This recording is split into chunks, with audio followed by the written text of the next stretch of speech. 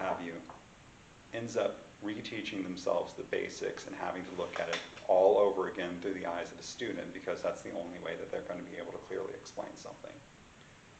They'll catch their techniques and they'll understand better why it is they do what they do, and it cements in their own head what does and doesn't work, and how it is they can show people easier from their point of view. Because you know, everybody has different learning methods. Some people, like myself, learn really well hands-on. Other people will get a lot more out of this video than they ever would out of this document. Other people, this will make absolutely no sense until they read the document. However it is that works best for you. Which brings us to me making a mistake. When I'm saying pull the thread, it's not a full pulling motion. Make your turn. You beat down. And it's not a pull so much as a tug. The reason is, here's the difference.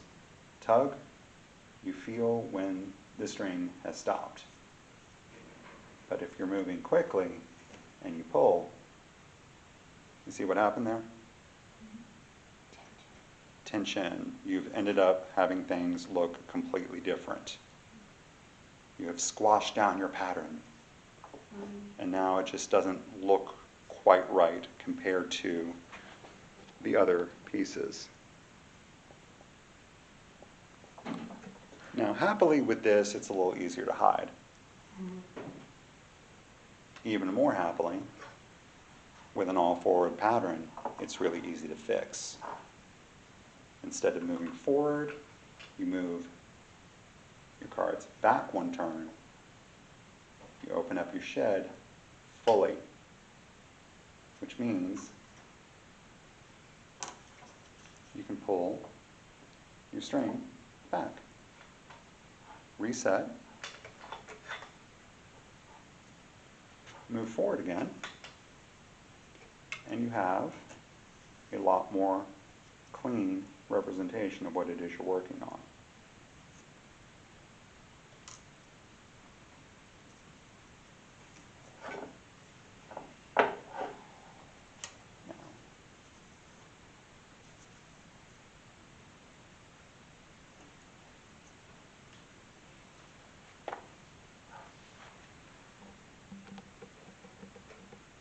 There are reasons that I did the colors the way I did.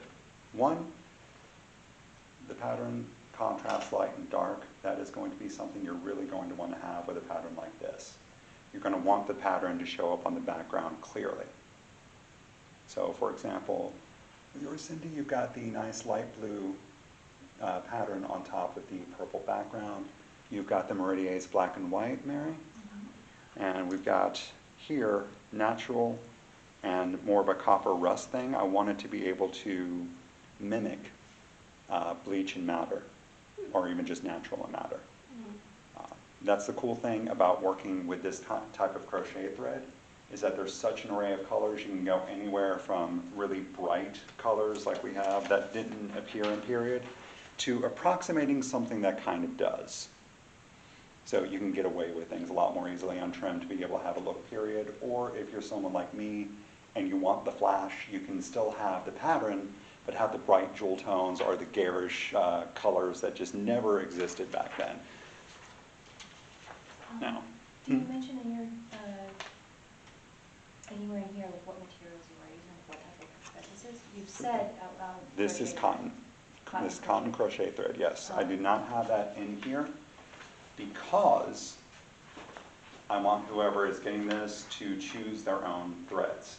If you're the kind of person who's a bit more experienced and prefer working with wool, by all means go for that. If you are someone who prefers to be as period as possible and want to start out this way, you want to go ahead and start with your linen thread, jump in. If you just want to dip your toe and have something really easy, go with cotton crochet thread. The reasoning for that is that it's a very, very forgiving thread. Unlike this is a 10 gauge. If you'll notice, when you tug on your warp and weft, it just springs. Wool will just keep stretching and stretching and stretching and can end up coming out really difficult, really kind of muddied as it goes through. Linen is strong until you're twisting it on itself or putting a lot of tension on it and still twisting it, or it's rubbing up against itself for entirely too long, in which case it can snap. So once it's complete, it is really, really, really strong, especially with, well, honestly, with any kind of material. I have heard tales of people utilizing tablet woven belts to pull trucks out of the mud. Oh, Yeah. These things can be really, really intense. They can act as chains. Like paracord. Yeah, exactly. A medieval version of paracord. Essentially, yes. Now, as you may have guessed, the width of the band that you end up creating is determined entirely by the number of cards or tablets that you end up utilizing. This one that we're working on today only has 9 cards. This that I use as my belt had 34, I believe. Now on my standard inkle loom, that's why we have the rubber band. Yeah, that's why we have the hair tie. On my standard inkle loom, let's see here, that is entirely too close up. Here, let me just. There we go. On my standard inkle loom, that size peg, you're going to see, in this case, it's 21. This can hold, in a pinch, if I try, I can get 44 cards on this. Strings will tangle. It's period. It's all period. Sounds good. don't say that too loudly, some people might get upset. On Behemoth here, which was generously made for me by Alexius of Southdowns, I have not found the number of cards I can put on this. I am pretty sure I can get at least twice as many as I can on that loom, so roughly about 88. 88. Mm-hmm. Probably more, honestly. How Now- wide would, say, 100 cards end up being? I have noticed with number 10 cotton crochet thread, Yes. if you utilize 8 cards, that turns out to be about 1/4 of an inch in width. Yeah, so do the math.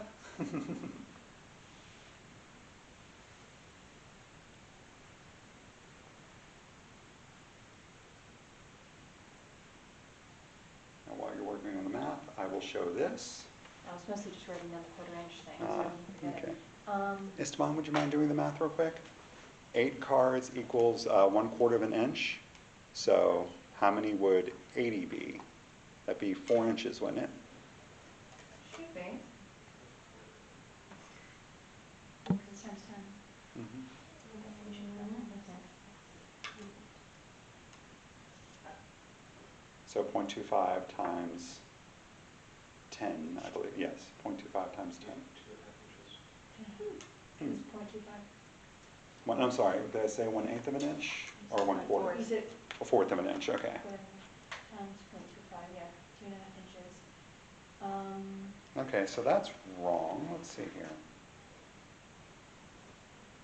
Because, no, that's about right. I'm sorry, because this is about an inch, inch and a half in width.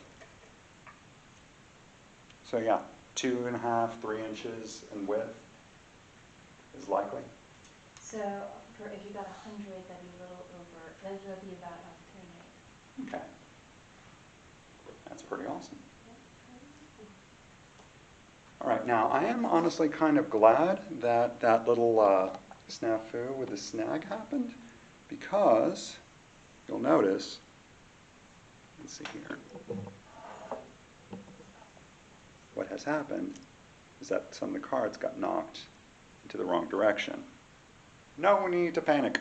That's one of the reasons I love these beginner's cards, because you can see where things got knocked out of place.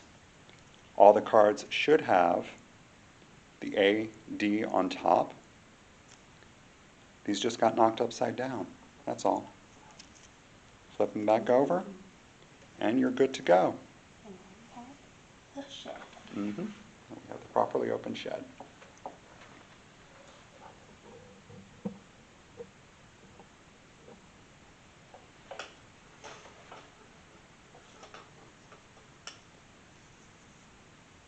with this particular pattern, for the all forward, remember you started with the AD on top.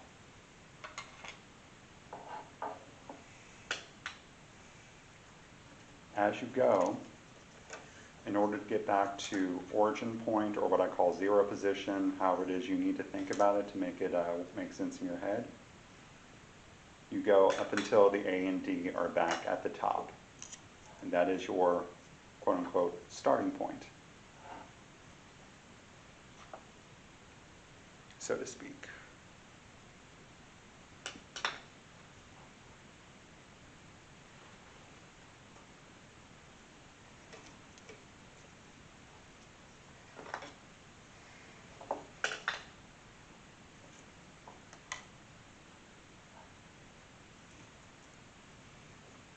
Four turns in this pattern.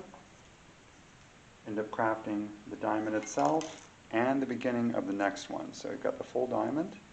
Let's see here. Is that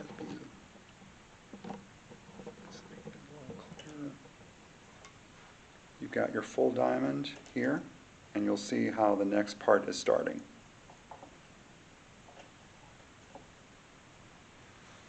Everybody's good still?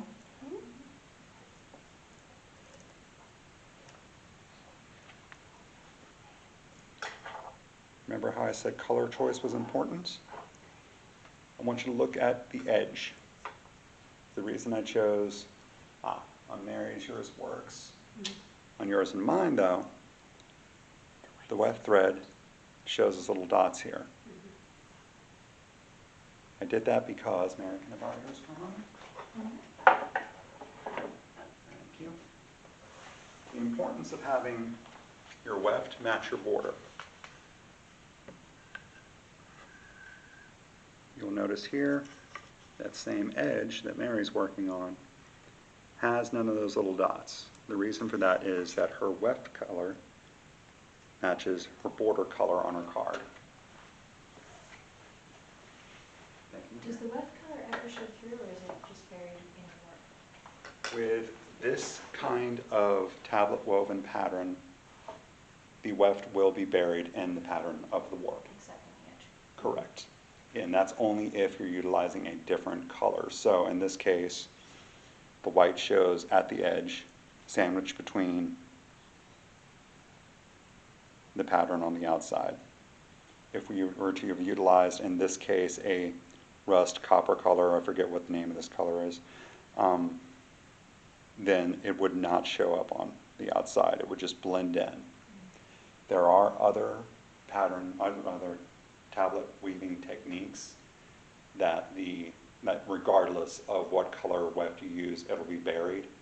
There are others that utilize intentionally going over part of it so that the weft would show through. It's tiny, but you can kind of see the white.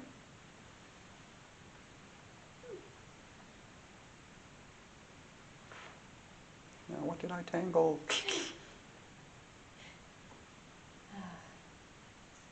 Joys of strings. Oh, yeah. I was actually surprised you went all the way through, because I was like, that's going to be fun to get that done. Oh, yeah. It can be really, really fun. It can also be amazingly frustrating. That's for advanced techniques. Everything I'm showing today is either all forward or some forward, some back. To that end, you may notice at the far end, what you're working with, Oh, yeah. things are getting really, really tangled up. Now, there are a couple of ways to deal with that. On the board style looms that Mary and Cindy are working on, you will notice, borrow that, just keep where it is, you will notice that it is kept in place just by simple tension. If you are of a mind, you can unravel that And then using your hands, just comb out all the tangles. All the twists can just be moved down just like you're combing your hair. However, if you don't mind a little bit of variation in what you're working with, I said it's an all forward pattern. You don't have to have it always be all forward. Instead, to get rid of that twist, instead of moving forward, you move back. Now this is where things get a little bit vexing, because remember what I said, that the warp, that the weft won't show up on the warp. When you start moving back, there will be a small bit that shows through.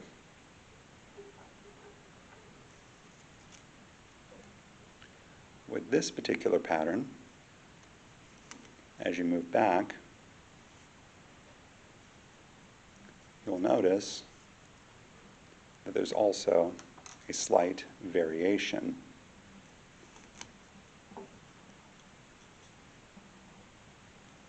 Because with this one, there's a bit where the diamonds overlap. Correct. So in order to complete the diamond, you have to have started the other diamond.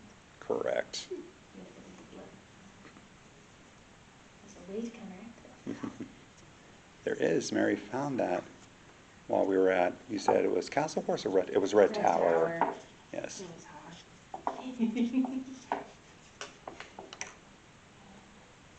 Just required an extra turn. I'd have to sit here and figure out which direction that was again, because it was too long ago. I'm currently working on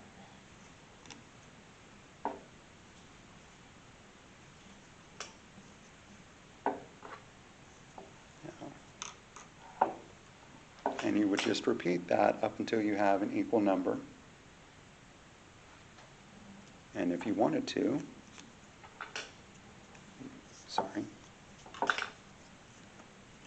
if you wanted to start twisting up top again, you'd start going forward.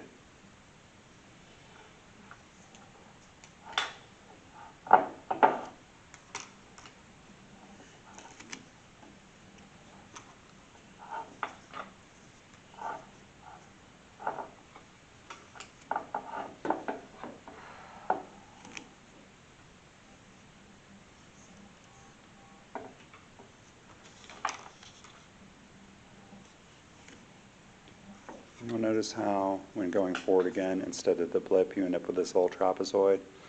That's going to be the case for this particular pattern.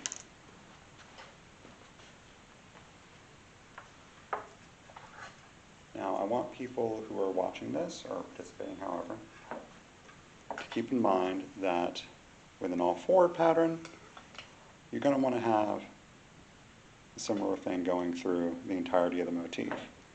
However, as Mary found when she was playing around with this at Red Tower, there is a way to have it to where you can have repeated trapezoids, repeated blips. Let's see here. Let's bring this over there. It's this section right here. So that's the repeated trapezoids. You do have to give it an extra turn in one direction. I can't remember at the moment which way that was. But if you don't do that, this is with 4 forward, 4 back, and you end up with these full trapezoids and closed ones. But with an extra turn in one of the directions, I can't remember, you can open up those trapezoids on both sides. And what Mary has proven there is exactly how a lot of these patterns were discovered historically, is people took their sticks, their strings, their stones, and got silly. They looked at it and it's like, okay, how can I put this together in a way that's pleasing? How can I make this interesting? Because, you know the tea tunics we see everyone wearing? Mm-hmm. Have you ever seen someone that doesn't really have much, if any, embellishment on said tea tunic? Yeah. And you're not denigrating them so much as looking at the garb and thinking, God, that's boring. So can you imagine being back in the actual Middle Ages, and you're a lady or lord of the court, and you walk in to see the king, the queen, some other form of nobility, and you're wearing a plain tunic? Or you're one of the peasants. Considered disrespectful. Yeah, be considered disrespectful, it would be considered something that's a bit, yeah, we go with that. But let's take it further. In our day-to-day lives here in modern day, everybody wears something that reflects their personality. And I have met very few people in my life whose personality is just all gray. Everybody likes to have something that shows a little bit of embellishment, be it a simple ring, be it some hair color, be it some complex pattern of ink woven into the skin. Everybody likes to have a little bit of flash. Trim was a really, really easy way to do that because, well, you had a lot of time at night when you couldn't work the fields. You had a lot of time as a lady of the court during the day where you're just bored and wanted something to do. You have a lot of time as a nomad on the steppes, or even in other areas of the world, where all you see is the green of the hills and the brown of your clothes.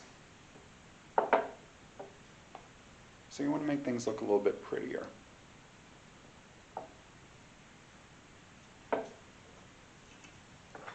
And because humans are the weird kind of animals we are, we can't